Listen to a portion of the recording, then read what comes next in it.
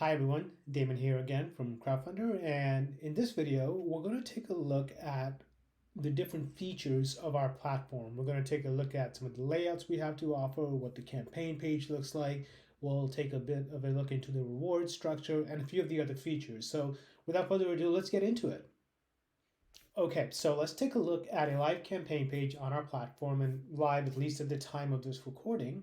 And we'll take a look at some of those key elements we were mentioning earlier that we want to focus on in this video.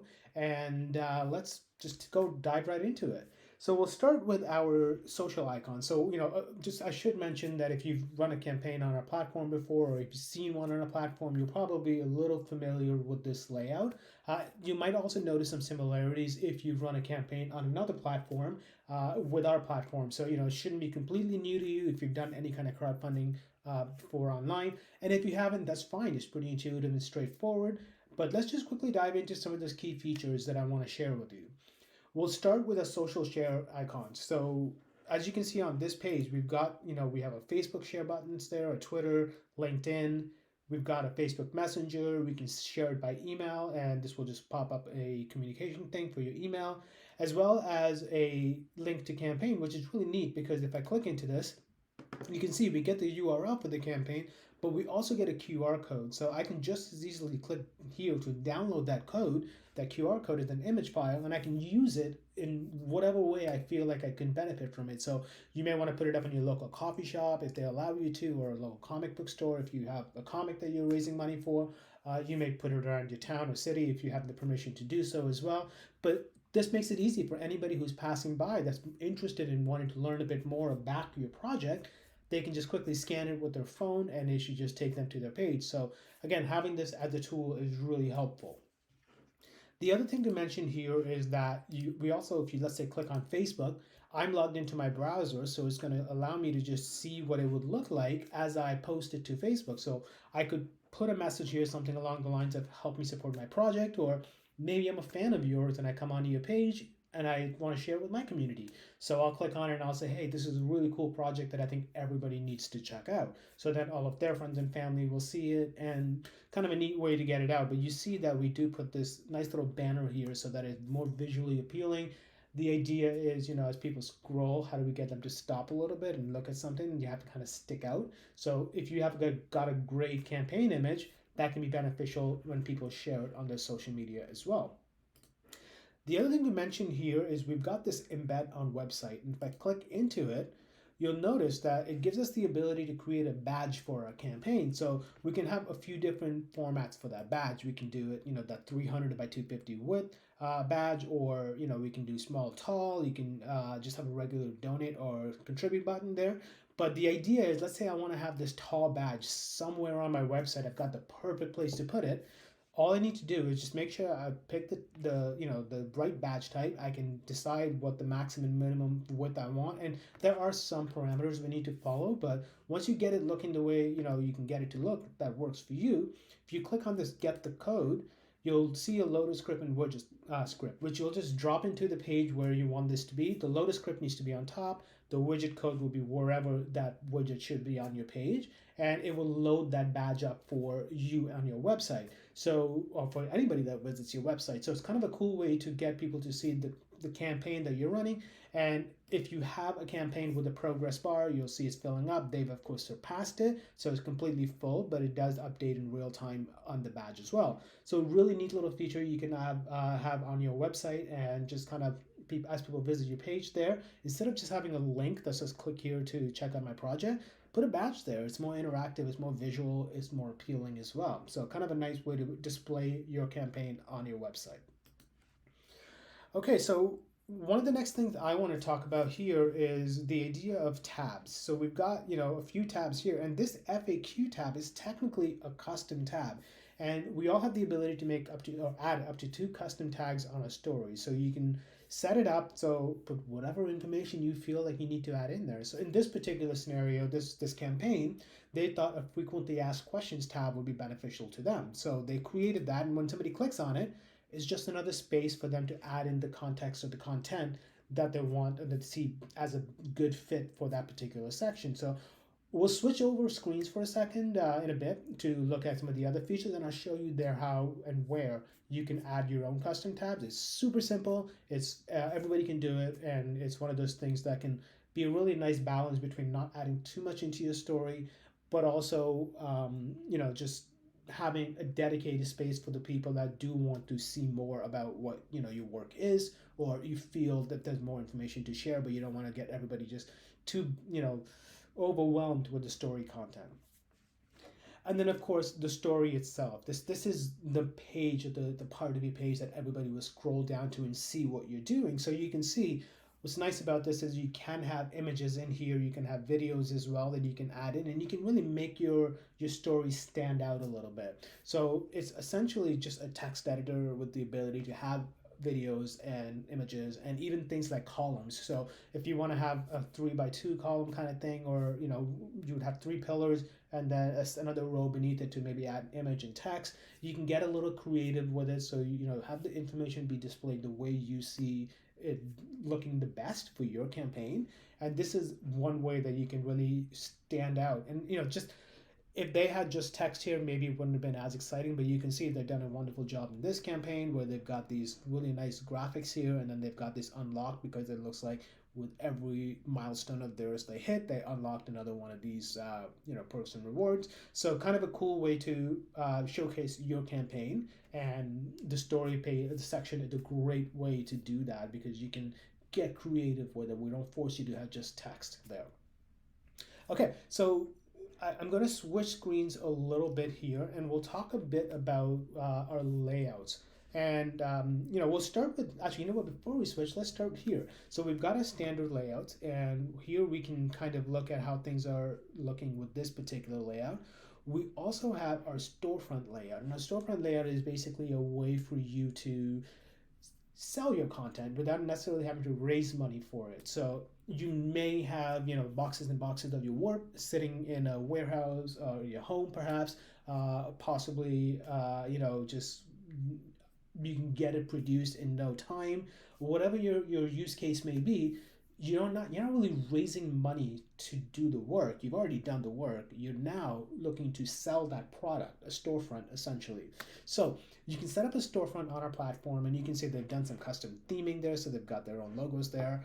You'll notice right off the bat we don't have a progress bar or a contribute button here, but as we scroll down, you'll notice a contribute button does pop up. So if anybody just wants to give you, $20 for, all the hard work you've done and they support your work, they can do that. But as we scroll down, you see we've got a story section here. This creator decided, we'll focus more on the products and the story. And as we scroll down, we'll see those products. So you can see they've got a number of featured products that show up top. They've got the other items they're also selling, and people can go in and place orders for these products, right? And you'll notice that some of these things may not have any buttons here, so maybe they're out of stock, maybe there's not enough left of those, so people can't buy them, which is nice for you because if you've only got 50 copies of a book or a comic that you want to sell and people buy it, you don't want to have to oversell on that because then you need to either refund or produce it, and maybe you just don't want that headache, so you just want to make it simple. What's also nice is if I want to buy this product, I click on order this product. You can see it's letting me pick how many of this product I want. I can say 1 or 2, but I can also add additional things. So I might say, I also want a copy of this one, the PDF, and then maybe this 12 print. So I can create my own bundle. You can see on the bottom here, I'll highlight it, but it shows me in total what amount I'm going to be paying for it in my currency, roughly. Which is nice because now I'm letting people create their own bundles for what they want. So if they want some, interesting perks that you may be offering in addition to your most recent product you're selling, the newest comic you may have created, or whatever that may be, it's a nice way to give people that flexibility to decide to get for themselves what they want, because maybe they have one of the things you may have put in a bundle yourself if you were to create your own bundle, so they don't want to have to get 2 copies of the same thing. So, it's a really nice way to be able to do that. I'm going to jump quickly over to another window here, and we'll use one of our demo ones so that we can show you the back end a little bit of how things look. So this is just a demo campaign that we created. This is also a storefront layout, but I want to show you 2 more layouts that we have. And if I go to edit here, and again, if you have your own campaign, you'll have these options. We can see a layout section here, so we'll click into that. So, just to quickly recap, we covered the standard and we've technically also seen the social storefront layout. There is a simple storefront layout, which basically, as you can see from the image here, the social storefront has that large banner image up top that you can have for yourself. However, the simple storefront just gets right to the products. You're not going to have any image there on the top, and basically, people just see a page full of products. So, depending on what your preference is, you could go with either one of those two. And we have this really cool series-based crowdfunding as well. So again, using that example of comics, as we've seen a couple examples already, let's say you are creating another volume of a comic, volume 5, right? So in your main campaign page, you would have the overall comic, and then you may have these different series-based individual volumes that you raise money for. So maybe the first 4 you've done in Crowdfundr already, and you keep selling them there, and then you start a 5th one. It all stays as part of the entire series-based crowdfunding. So if you've got backers that come and discover volume 1, they automatically will be exposed to volume 2, 3, 4, and then now funding 5. So it's a great way to keep all of your collective works together for a specific project, and then basically keep building on it. So you don't have to start from scratch. Your audience is already there. You can update them right from the platform saying, hey, you've supported the previous issue. Here is the new issue, new volume, whatever that may be. So, layouts are great because of that, because you can pick and choose what the best one is for you. So, let's dive into funding now. And since we're here already, I'm going to go right beneath layout. We have funding and deadline. So a couple things to mention here. We've got our goal. So in this case, it's 75,000. And there, again, this is a demo, but for you, it could be whatever the realistic goal is for your project, the currency in which you'll be raising your funds, your deadline. So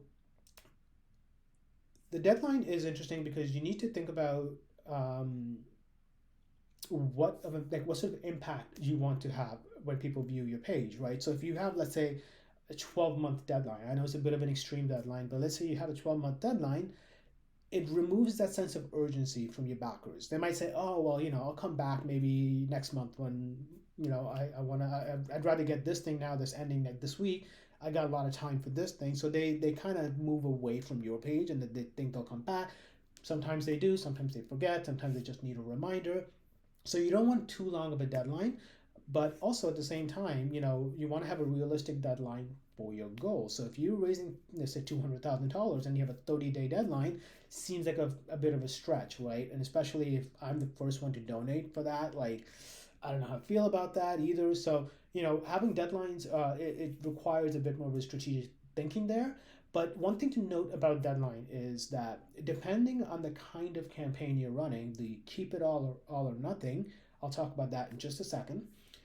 Your all or nothing campaigns, once you set a deadline and your campaign starts, you cannot change it. So it is fixed at that point. So if you've got a 30-day deadline or a fixed date for when it ends, then that's it. You kind of have to hit your goal at that point in order to be able to get your funding.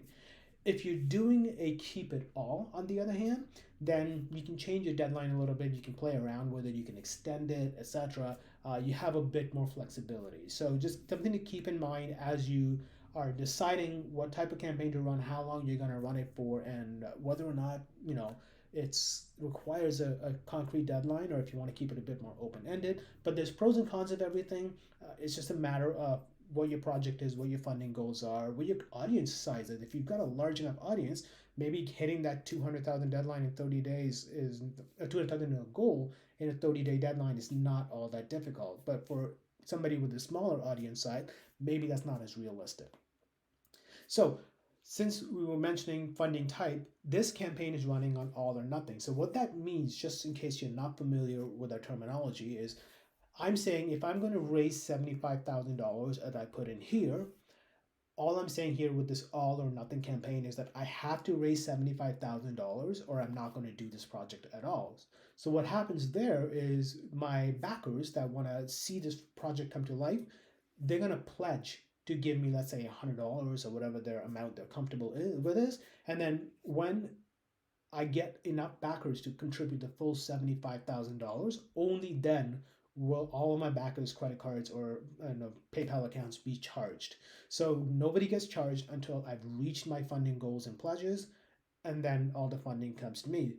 The benefit of that is let's say you get that 30-day mark and you've only raised $50,000 out of the 75, and you just unfortunately can't afford to pay 25,000 out of pocket. You don't want to be in a situation where you have to refund people, because then you might end up with some refund fees there from your payment processor, which is Stripe or PayPal. And then it can be a bit of a headache too, right? Keeping track of everything and doing individual refunds. So this is a great way to make sure, saying, look, I don't have to touch your money until I know for a fact I'm getting all of this. Now, the other side of this coin is your keep it all. So that basically says, look, I'm going to get this project done one way or the other. I have money saved, but I'm trying to basically see if I can raise that 75,000 back. And I just want to get the money as it comes in, right? So then if I'm backing your project for $100 and I'm, giving that to you today, then you get that today. So you don't have to wait till the project is complete for people's money to come to you.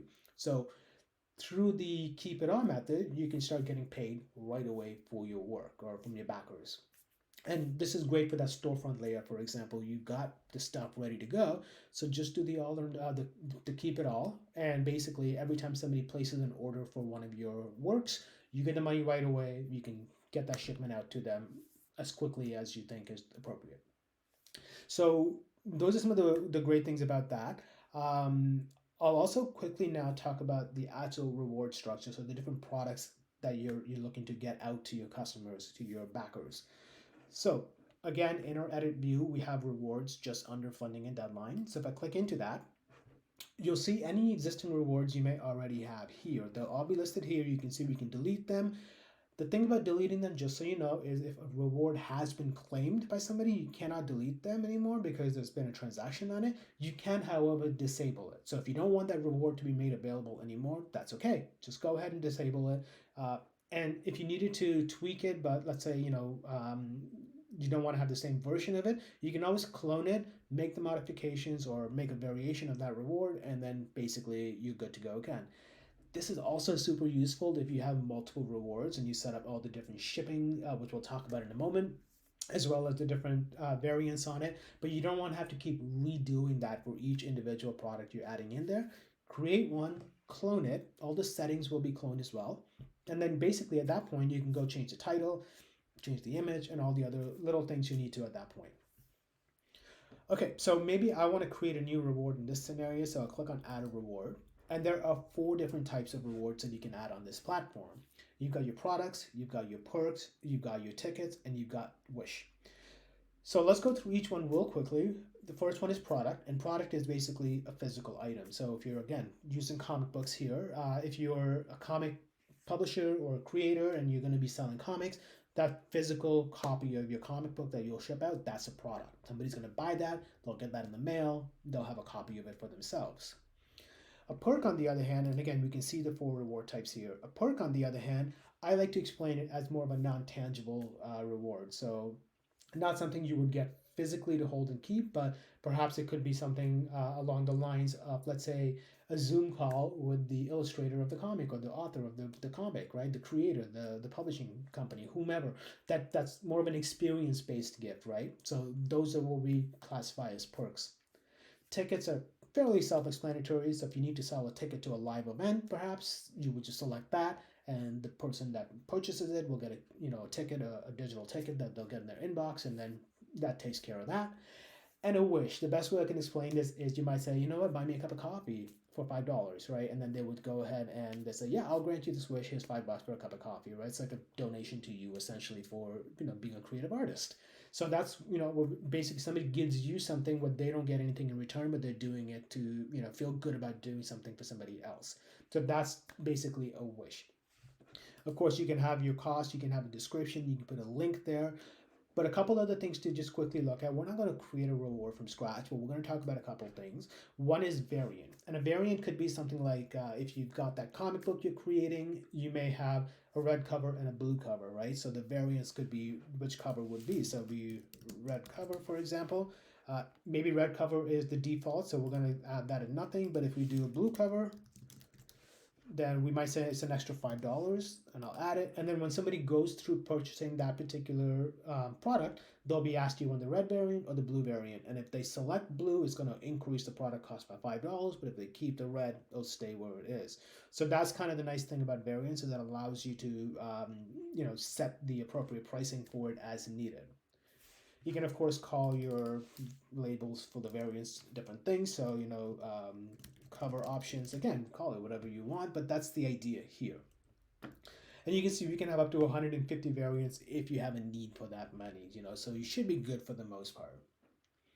We'll quickly look at quantity and delivery as well, and you can here see that we can limit an item to, let's say, 1 or 2, whatever amount that we want. So if you've got limited edition something and you want to make sure as many people possibly can get it, as opposed to one person claiming 10 of them because for whatever reason they want to do that, you can limit it to 1 per transaction. Right now, that would basically mean that somebody can go and make a purchase. They're not going to get that drop down where they can select more than 1. They're stuck with picking 1, and they have to go through the transaction with just that 1. Sorry, that's under the limit 1 per contributor. You can limit total availability though, however, to, let's say you have 50 copies of this. So once the 50th copy has been purchased, then that's out of stock. Unless you come back in here and you say, yep, I have more, I'm going to increase that number, and it'll make it available again.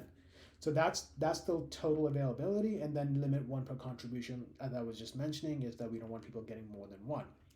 You can also do show stats, which just shows, let's say 25 or 50 have been purchased so far. So people can see how many are left, and sometimes they can help, drive a bit of FOMO, right? Because then people say, oh, I better get the last one because, or the last, one soon because maybe there's 10 left.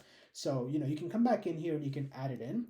And you can also limit the total of variants available per cover, right? So let's say I only have, I may have 50 copies of this, but I only have 25 copies of each variant. So you don't want to be in a situation where 50 people say I want a blue variant of this, but you only have 25 because the other 25 is red.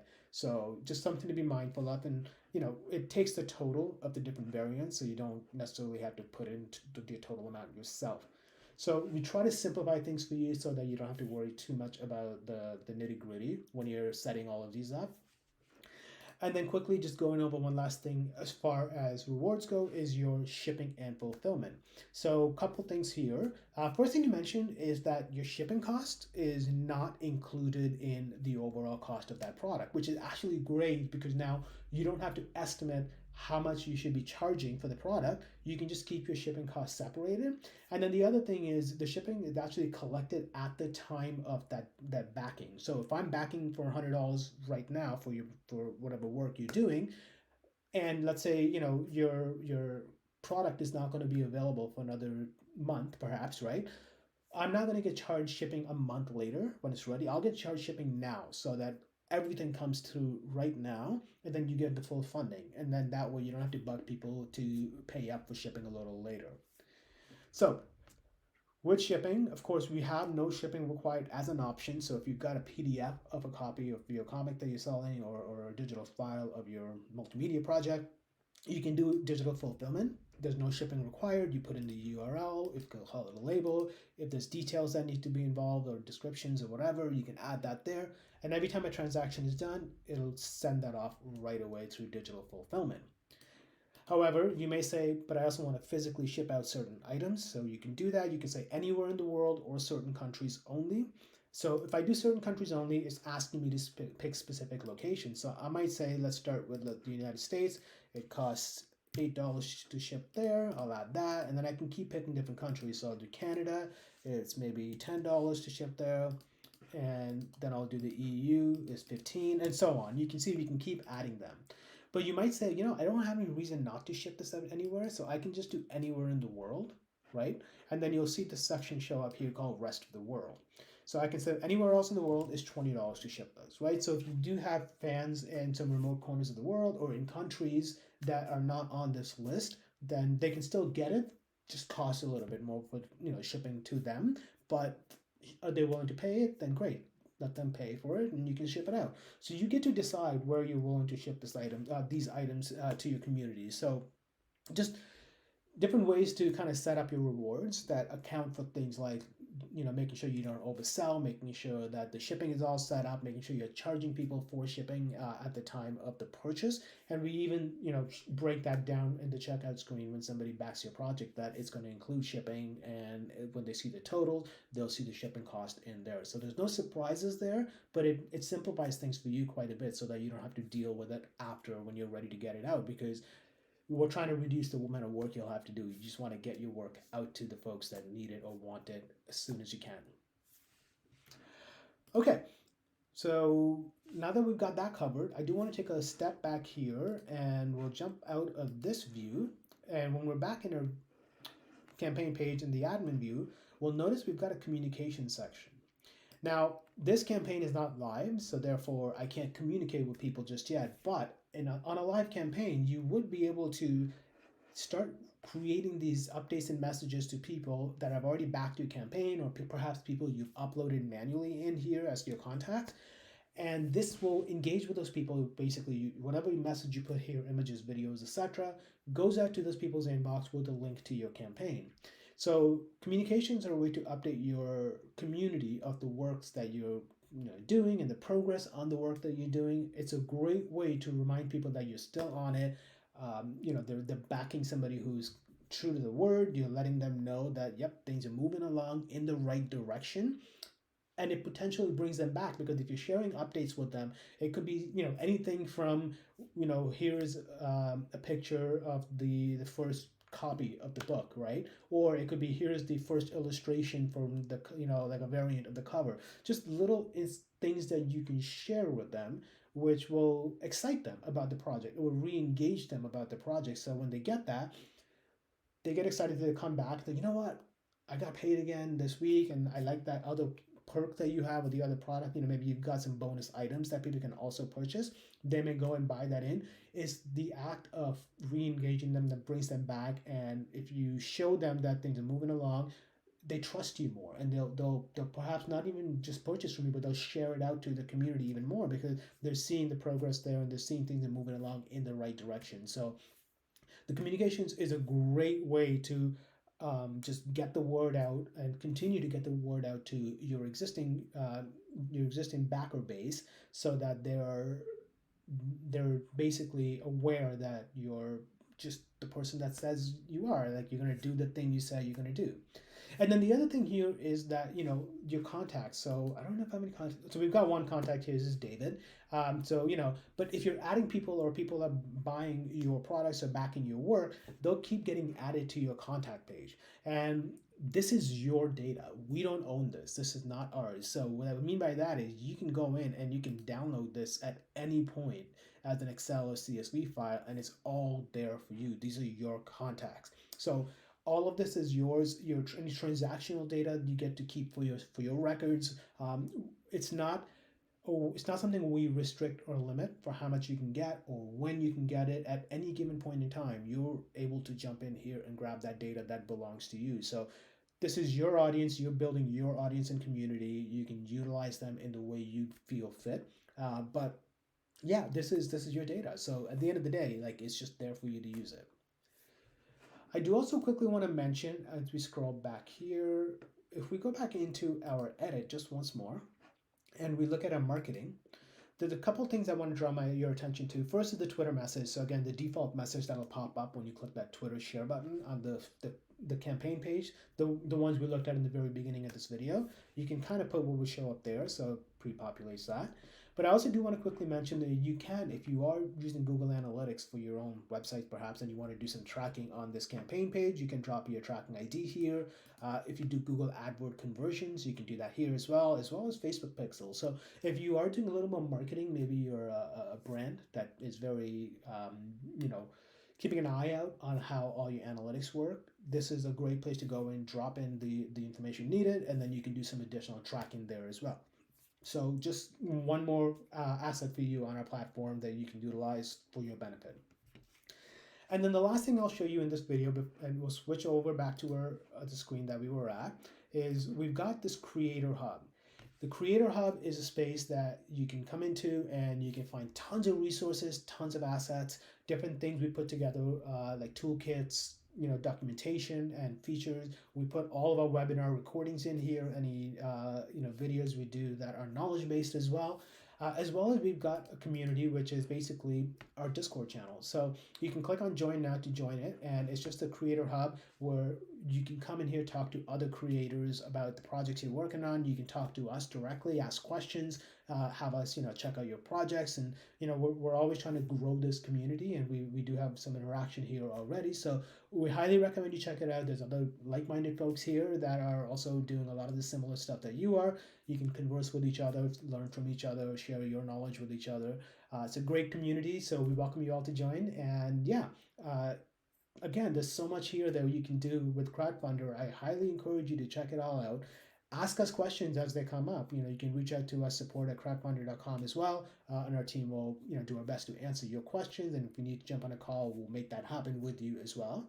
And the last thing I'll leave you with is make sure you check out our other two videos. The first of which is really more about why you should use Crowdfundr and some of the benefits there. And then the last one is more on the strategic side of crowdfunding for your platform or for your projects on Crowdfundr. So check both of those out, check them out and take a look at it. Hopefully you get a lot of good value out of watching all of these videos. But thank you for your time. And again, let us know if we can help you in any way. Hope to see your projects live soon.